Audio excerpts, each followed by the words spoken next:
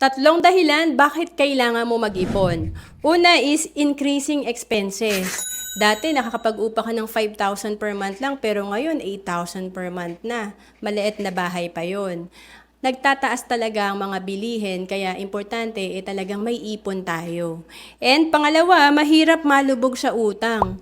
Dahil nga kapag tayo ay may savings, may iwasan na nating mabaon sa utang. Nakaka-stress kasi pag baon tayo sa utang. Dahil alam natin na anytime na may emergency sa pamilya, talagang wala na naman tayong extra money. So maganda, may ipon tayo. And of course, pangatlo, for peace of mind. Maganda from being insecure, dito tayo sa solid financial foundation. Magkaroon tayo ng peace of mind kapag tayo ay merong investment, may sapat na emergency fund, meron tayong sapat na life insurance, healthcare, at wala tayong utang. And of course, maganda kung okay din ang cash flow natin. So, madalas, Miss Roan, baon ako sa utang Ang solusyon dyan, magkaroon ka ng magandang income or magkaroon ka ng other source of income. Maganda dapat yung cash flow natin.